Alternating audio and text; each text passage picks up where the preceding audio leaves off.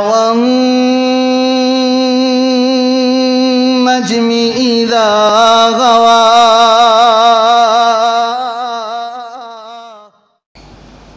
اما بعد فاعوذ باللہ من الشیطان الرجیم. بسم اللہ الرحمن الرحیم. وَاتْلُ مَا أُوحِيَ إِلَيْكَ مِنْ كِتَابِ رَبِّكَ لَا مُبَدِّلَ لِكَلِمَاتِهِ وَلَن تَجِدَ مِن دُونِهِ مُلْتَحَدًا. وقال اللہ تعالی فی مقام الآخر اِنَّا نَحْنُ نَزَّلْنَا الذِّكْرَ وَإِنَّا لَهُ لَحَافِظُونَ.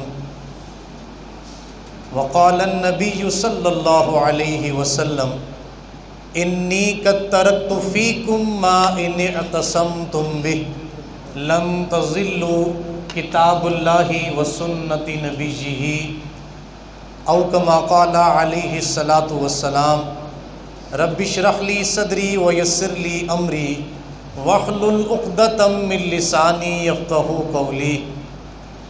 اللہم صل علی سیدنا محمد وعلی آل سیدنا محمد وبارک وسلم. عزیز سامعین و حاضرین، چونکہ ہم سب یہاں قرآن مجید کی نسبت سے اکٹھے ہوئے ہیں اور قرآن مجید میں آتا ہے فَبِذَالِكَ فَلْيَفْرَحُوا. یہ نزول قرآن ایسی عظیم نعمت ہے کہ اس پہ خوش ہونا چاہیے.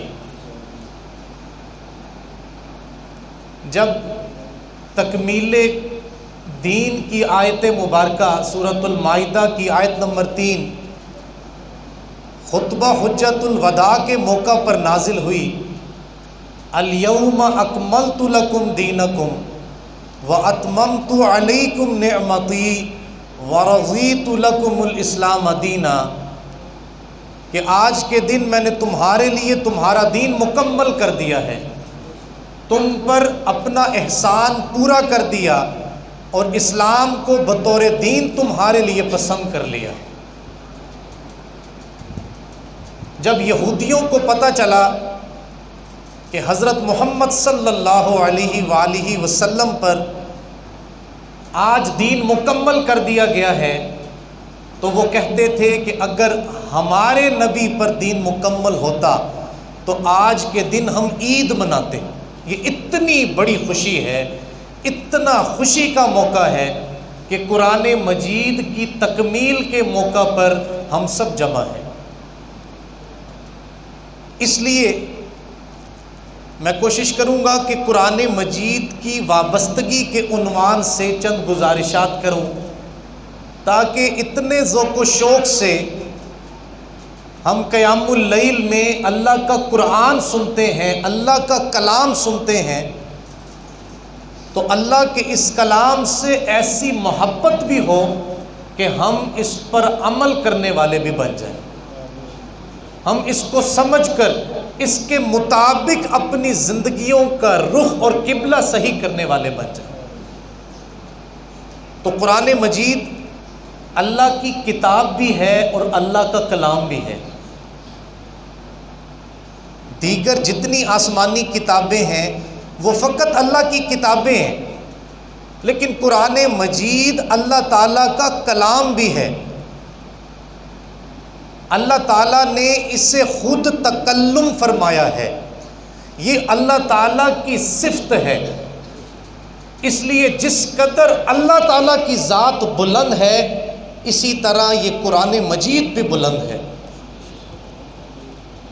جس طرح اللہ تعالیٰ تمام مخلوقات کا خالق ہے اس لیے بلند و بالا ہے، اسی طرح اللہ کا کہ یہ کلام، اللہ کی یہ کتاب بھی بلند و بالا ہے. حدیث مبارکہ میں آتا ہے کہ اللہ کے اس کلام کو تمام کلاموں پر وہ فضیلت حاصل ہے جو خالق کو مخلوق پر حاصل ہے. جس طرح اللہ تعالیٰ عیبوں سے بالکل پاک ذات ہے، اسی طرح اللہ کا یہ کلام بھی بالکل پاک صاف ہے. جس طرح اللہ کی ذات مبارکہ میں کوئی بھی عیب نہیں تلاش کیا جا سکتا، کوئی تضاد نہیں تلاش کیا جا سکتا، اسی طرح اس قرآن مجید میں بھی کسی قسم کا کوئی تضاد نہیں ہے۔ خود اللہ تعالیٰ نے قرآن مجید میں ارشاد فرمایا، لَوْ كَانَ مِنْ عِنْدِ غَيْرِ اللَّهِ لَوَجَدُوا فِيهِ اخْتِلَافًا كَثِيرًا، اگر یہ اللہ کے سوا کسی کا ہوتا تو تم اس میں ضرور بہت سے اختلافات پاتے، لیکن چونکہ یہ اللہ تعالیٰ کا ہے اس لیے اس میں کسی بھی قسم کا کوئی بھی اختلاف اور تضاد نہیں ہے۔ اور جتنی بھی پہلے آسمانی کتابیں تھیں وہ تحریف شدہ ہیں، وہ ایک خاص زمانے کے لیے تھیں، وہ زمانہ گزرنے کے بعد ان کے ماننے والوں نے ہی ان کتابوں میں تبدیلیاں کر دیں، لیکن یہ قرآن مجید بالکل کسی بھی قسم کی تحریف سے بالکل پاک کتاب ہے۔ حضرت مولانا ذوالفقار احمد نقشبندی رحمۃ اللہ علیہ امریکہ میں تھے اور انٹر فیتھ ہارمنی ڈائیلاگز چل رہے تھے، بین المذاہب ہم آہنگی مکالمہ جاری تھا، روزانہ مختلف موضوعات پر گفتگو ہوتی تھی۔ ایک دن حضرت جی کہتے ہیں میزبان مجھ سے کہنے لگا کہ مسٹر ذوالفقار کل کے لیے آپ کوئی موضوع بتائیے جس پہ ہم گفتگو کریں، جس پہ ہم بحث و مباحثہ کریں۔ تو حضرت جی کہتے ہیں میں نے ان سے کہا کہ کل ورلڈ آف گاڈ پہ بات ہوگی، خدا کا کلام اس پہ بات ہوگی۔ ظاہر ہے ہر مذہب اپنے تئیں یہ دعویٰ کرتا ہے کہ ہمارے پاس بھی خدا کا کلام موجود ہے، تو کل اسی پہ گفتگو ہوگی۔ ہر کوئی اپنے ساتھ خدا کا کلام لے کے آئے۔ کہتے اگلے دن کی کارروائی کا آغاز ہوا تو میزبان مجھے سے کہنے لگا کہ مسٹر ذوالفقار کیونکہ آپ نے ہی یہ موضوع تجویز کیا تھا تو سب سے پہلے آپ ہی خدا کا کلام پڑھ کے سنائیے۔ حضرت جی کہتے ہیں میں نے قرآن مجید پکڑا اور سورۃ الفاتحہ پڑھ کر سنائی، اوپننگ آف دی بک، فاتحۃ الکتاب، ام الکتاب سورہ فاتحہ پڑھ کر سنائی۔ اس کے بعد ایک عیسائی کی باری تھی، اس سے کہا گیا کہ آپ بھی خدا کا کلام پڑھ کے سنائیں۔ کہتے اس نے بائبل پکڑی اور اوپر سے انگلش میں دیکھ کے پڑھنا شروع کر دی۔ میں نے اس کو ایک دو اقتباسات تو پڑھنے دیے، پھر میں نے کہا ایکسکیوز می، طے یہ ہوا تھا کہ خدا کا کلام پڑھ کے سنانا ہے، تو میرا ان سے سوال ہے کہ کیا یہ خدا کا کلام ان کے پاس اسی شکل میں آیا تھا جو یہ پڑھ کے سنا رہے ہیں؟ کہا اس پہ بحث و مباحثہ شروع ہو گیا۔ وہ بحث و مباحثہ اتنی طوالت کا شکار ہوا کہ بالآخر ایک یہودی اسکالر اٹھ کے کہنے لگا ہمیں یہ بات مان لینی چاہیے کہ خدا کا کلام صرف اور صرف مسلمانوں کے پاس صحیح اور محفوظ شکل میں موجود ہے۔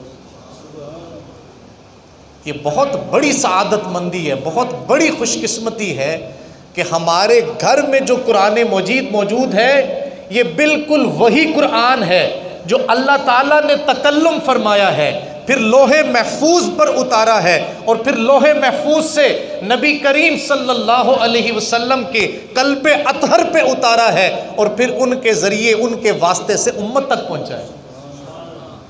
بعینہ ہی ایک ایک لفظ وہی ہے۔ لیکن ایک اور بات سنیں، یہودی جس کتاب کو مانتے ہیں یعنی توریت، جسے بائبل کا اولڈ ٹیسٹامنٹ کہتے ہیں، آج توریت کے اندر جو الفاظ موجود ہیں کسی ایک لفظ کے بارے میں بھی کوئی بڑے سے بڑا یہودی اسکالر دعویٰ نہیں کر سکتا، ضمانت نہیں دے سکتا کہ یہ جو لفظ اس وقت بائبل میں موجود ہے یہ بعینہ ہی اسی طرح حضرت موسیٰ علیہ السلام پر نازل ہوا تھا۔ ایک لفظ کی بھی ضمانت نہیں دے سکتے، گارنٹی نہیں دے سکتے۔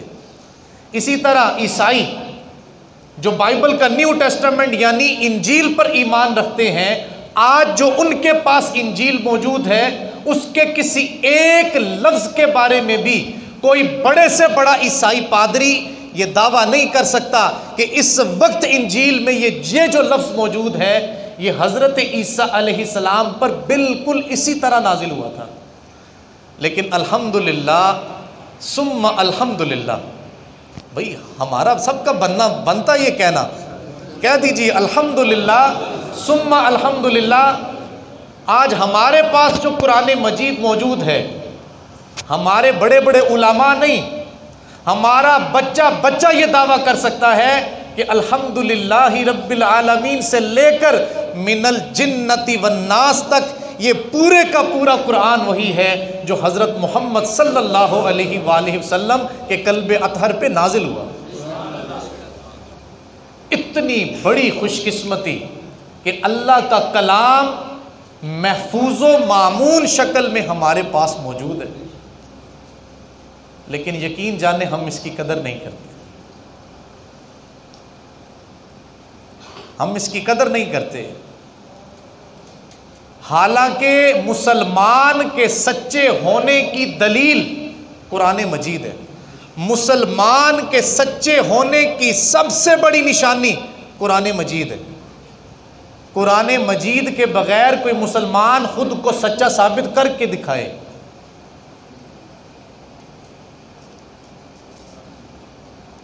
مثلا ظاہر یہودی یہ دعویٰ کرتے ہیں کہ وہ سچے ہیں، اور وہ یہ کہتے ہیں کہ اس دور کے نبی حضرت موسیٰ علیہ السلام ہیں، اور اس دور میں حضرت موسیٰ علیہ السلام کی نبوت کو ماننا ضروری ہے.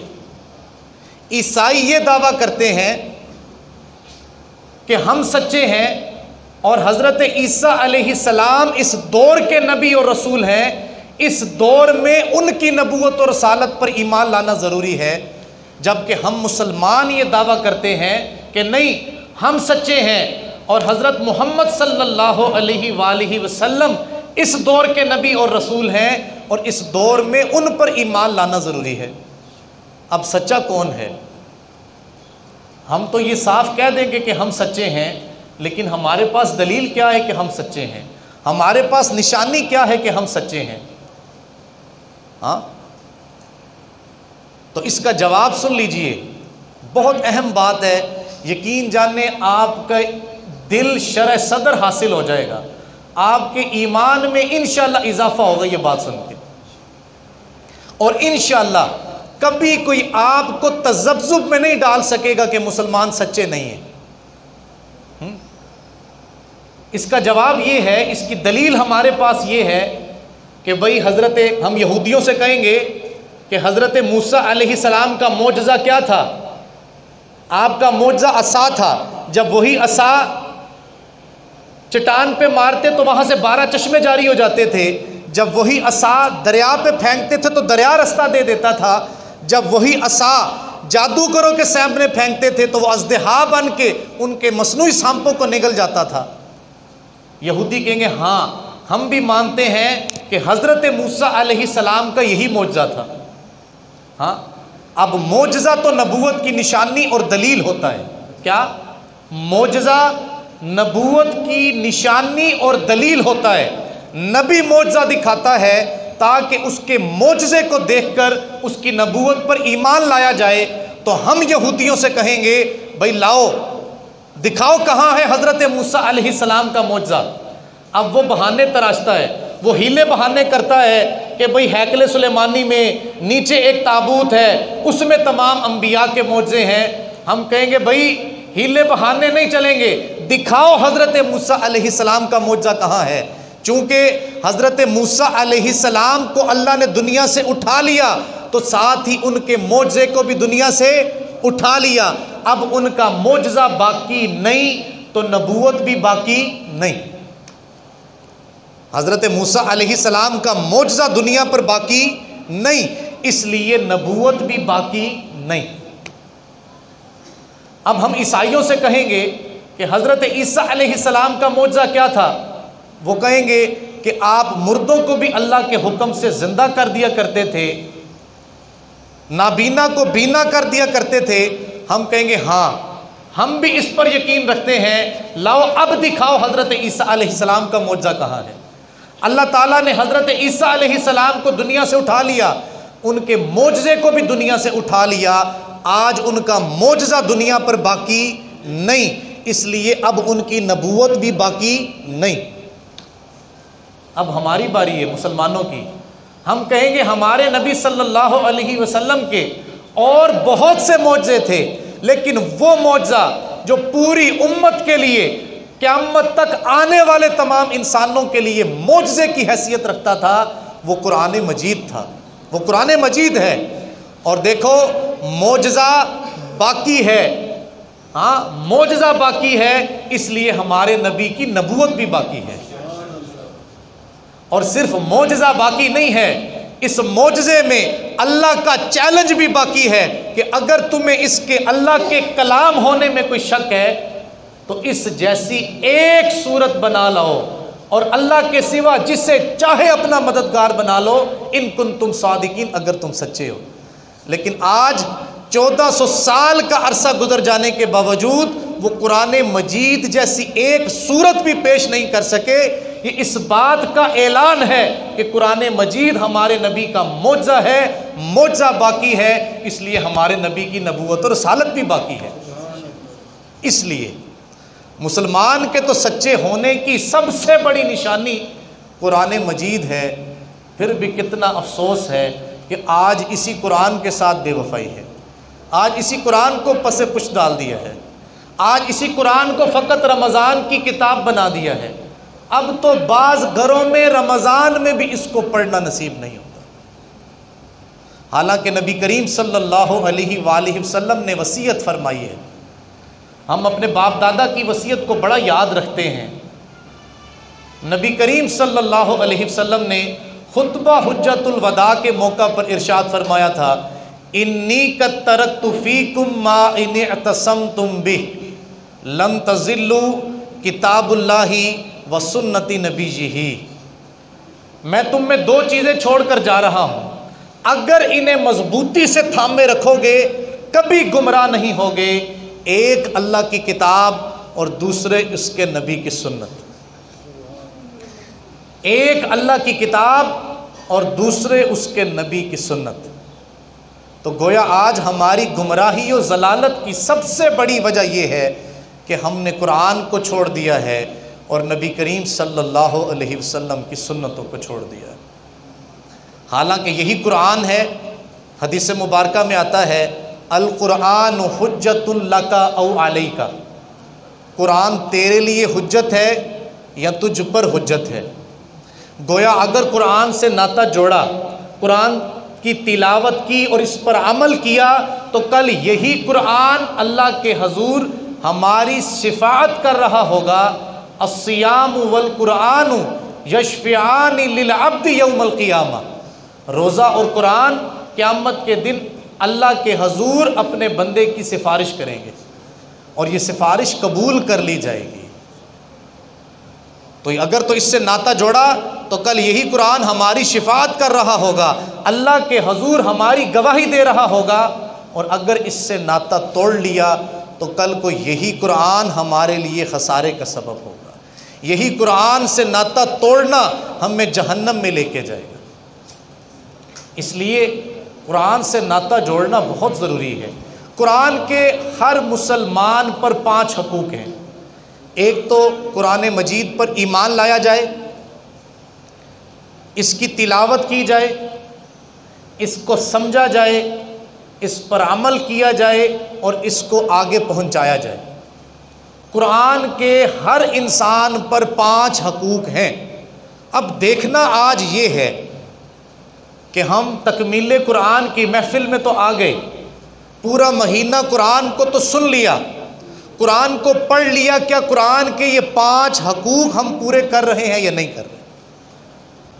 اس لیے کہ قرآن مجید کوئی معمولی سی نعمت نہیں ہے۔ نبی کریم صلی اللہ علیہ وآلہ وسلم نے ارشاد فرمایا، من قال بہ صدق، جو اس کے مطابق بات کرے گا وہی سچا ہے، ومن عامل بہ اجر، جو اس کے مطابق عمل کرے گا اسی کو جزا دی جائے گی، ومن حکم بہ عدل، جو اس کے مطابق فیصلہ کرے گا وہی انصاف کرے گا۔ وَمَن دَعَا إِلَيْهِ هُدِيَ إِلَى صِرَاطٍ مُسْتَقِيمٍ، اور جو اس کی طرف لوگوں کو بھلائے گا وہی سیدھے رستے پر گامزن ہے۔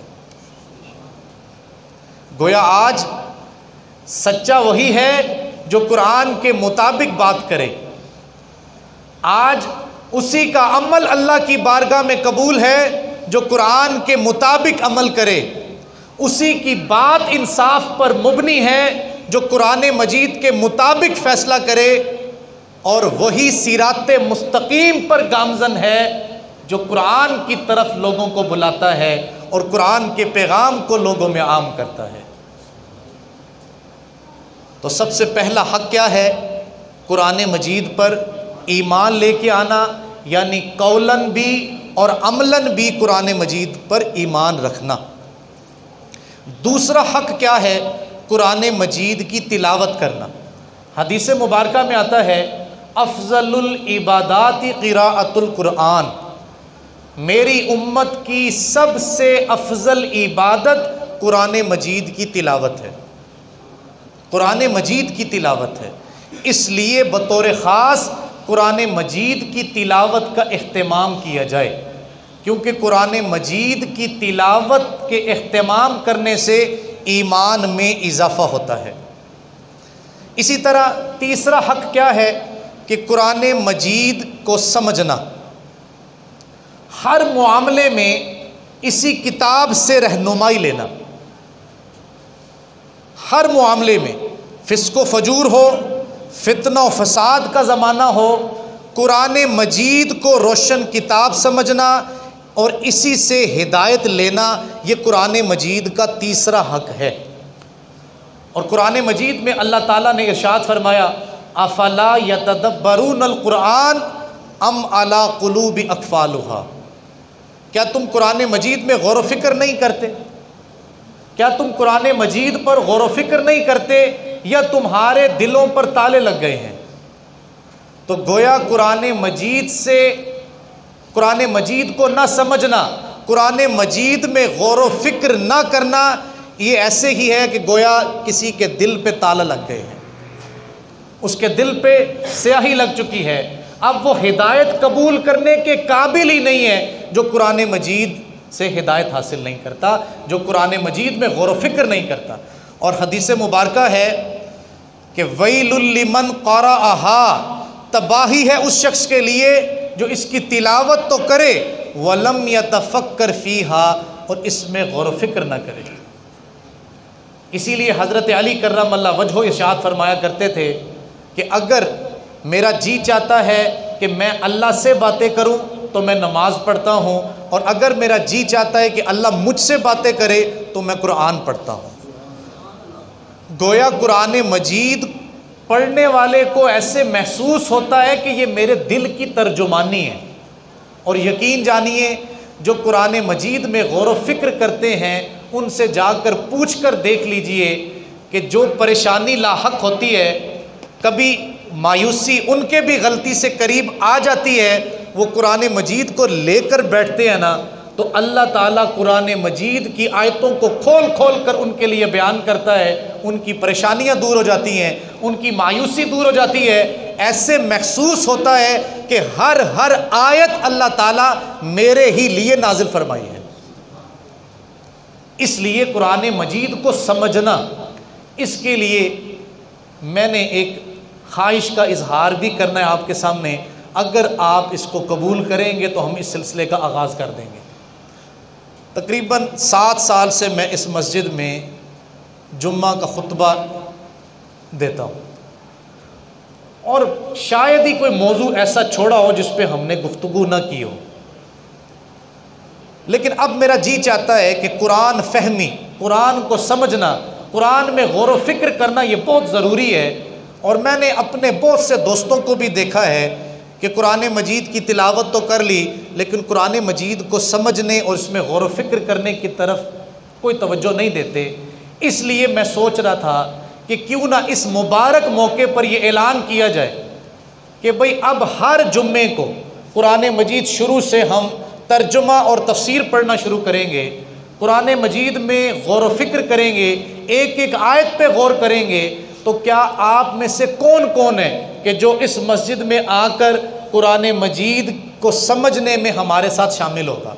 1 بجے میں خطبہ شروع کرتا ہوں، 1:20 پہ خطبہ ختم، تو کیا ہفتے میں صرف 20 منٹ دینے کے لیے تیار ہے؟ جو تیار ہے بتائیں بھائی۔ نیت کریں کہ اس مسجد میں آ کر قرآن مجید کو ترجمے اور تفسیر کے ساتھ سمجھنا ہے۔ اللہ تعالیٰ جنہوں نے ہاتھ کھڑا کیا قبول فرما لے۔ اب اتنا بڑا قرآن ہے، ہم تو آغاز کر دیں گے قرآن مجید کو سمجھنا، ہاں اب زندگی وفا کرے یا نہ کرے یہ اللہ کے ذمے ہے، لیکن کم از کم نیت کریں گے، اور کم از کم اللہ کے حضور کل پیش ہو کے یہ تو کہیں گے یا اللہ قرآن تیری کتاب کو، تیرے کلام کو سمجھنا شروع کیا تھا، سمجھانا شروع کیا تھا، یا اللہ تو نے جتنی مہلت دی اسی کے ساتھ تیرے حضور پیش ہو گئے۔ تو بھئی یہ بہت بڑی نعمت ہے، صرف تلاوت کر لینا کافی نہیں، اس میں غور و فکر کرنا، اس کو سمجھنا بہت زیادہ ضروری ہے۔ اسی طرح قرآن مجید پر عمل کرنا، قرآن مجید کی تعلیمات کو اپنے لیے ختمی سمجھنا اور اس پر عمل کرنا، اور اس کو اپنے اوپر نافذ کر کے گویا مجسم قرآن بننا، یہ بھی قرآن مجید کا حق ہے۔ اور آخری بات، لوگوں کو قرآن کی طرف دعوت دینا، دعوت الی القرآن۔ قرآن مجید میں اللہ تعالیٰ نے ارشاد فرمایا وَمَنْ أَحْسَنُ قَوْلًا مِّمَّنْ دَعَا إِلَى اللَّهِ، اور اس سے اچھی بات کس کی ہے کہ جو لوگوں کو اللہ کی طرف بلاتا ہے۔ تو اس لیے جہاں قرآن کو سمجھنا ہے اس پر عمل بھی کرنا ہے، اور لوگوں کو اس کی طرف بلانا ہے، اس کی تبلیغ بھی کرنی ہے۔ اللہ تعالیٰ سے دعا ہے کہ اللہ تعالیٰ قرآن مجید کے یہ تمام کے تمام حقوق ہمیں ادا کرنے کی توفیق عطا فرمائے، کیونکہ آج ہمارے زوال کی، پستی اور ضلالت کی سب سے بڑی وجہ یہی ہے کہ ہم نے اس کتاب اللہ کو، ہم نے قرآن مجید کو چھوڑ دیا ہے، اور یہ تو ہمارے سچے ہونے کی سب سے بڑی نشانی ہے۔ اگر آج اس سے ناتا و تعلق کمزور ہو گیا تو یقین جانیے ہمارے آنے والی نسلیں اسلام پر اور ایمان پر قائم نہیں رہ سکیں گی۔ اگر اپنی اولادوں کی فکر ہے تو سب سے عظیم کام جو آپ کر سکتے ہیں ان کے لیے اس قرآن سے ان کا ناتا و تعلق جوڑ دیجئے۔ اللہ تعالی ہم سب کا حامی و ناصر ہو۔ وآخر دعوانا ان الحمدللہ رب العالمین۔ والنجم إذا غوى